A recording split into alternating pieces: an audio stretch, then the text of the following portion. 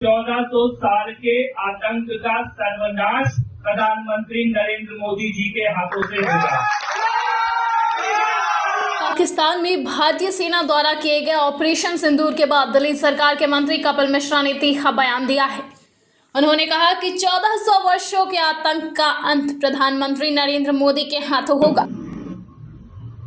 शायद महाकाल ने स्वयं अपने हाथों से लिख दिया है कि 1400 साल के आतंक का सर्वनाश प्रधानमंत्री नरेंद्र मोदी जी के हाथों से होगा।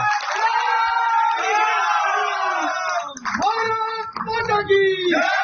भारत माता की जय! भारत माता की जय!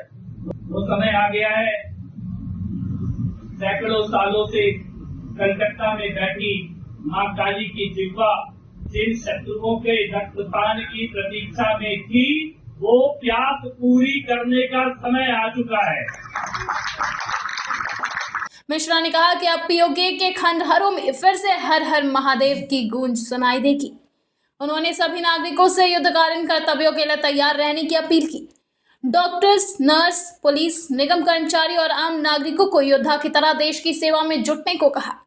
एक अन्य पोस्ट में मिश्रा ने जिहादियों पर हमला बोलते हुए लिखा कि जो कल दूसरों को जबरन कलमा पढ़वा रहे थे, आज खुद भागते भागते कलमा पढ़ रहे हैं। उन्होंने आगे लिखा, भारत माता की जय, मोदी को बता दिया गया। दिल्ली में इस ऑपरेशन को लेकर सुरक्षा कड़ी कर दी गई है। प्रमुख स्थानों पर अतिरिक्त पुलिस और अर्धसैनिक बल तैनात किए गए हैं। दिल्ली पुलिस हाई अलर्ट पर है और सोशल मीडिया की भी निगरानी हो रही है। बुधवार को शाम 4 बजे सुरक्षा एजेंसियों द्वारा मॉक ड्रिल की जाएगी। कश्मीर में जो मंदिरों के खंडहर, जहां सदियों से घंटियों की आवाज नहीं गूंजी, शंखनाद नहीं हुआ, मंत्रोच्चारण नहीं हुआ, अब वो समय आ गया है कि वो पत्थर भी हर हर महादेव का नारा सुनेंगे।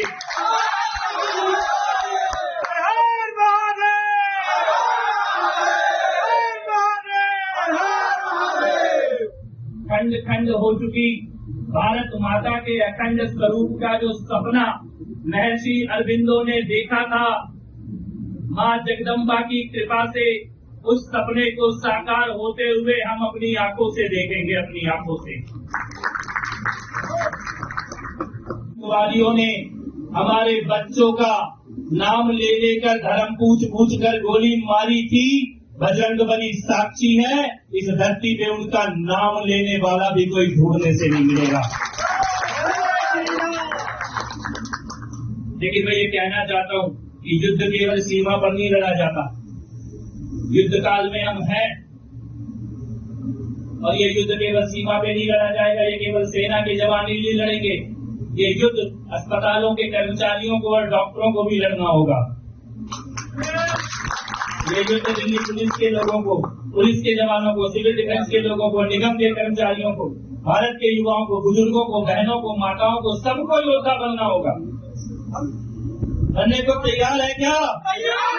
मोदी जी के साथ खड़े होने को तैयार है क्या? आतंक के सर्वनाश के लिए तैयार है क्या? भारती के जयकार के लिए तैयार है? अपने कर्तव्यों का पालन करने के लिए तैयार है? जरूरत पड़ी तो ड्यूटी से ज्यादा भी अपनी नौकरी करने को तैयार हो?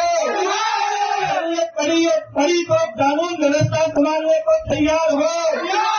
जरूरत पड़ी तो रक्तदान के लिए तैयार हो? जरूरत पड़ी तो परिवार को छोड़ के सड़क पर उतरकर योद्धा की तरह व्यवस्थाओं को संभालने के लिए तैयार हो? मोदी जी के पीछे तैयार हो? युद्ध के लिए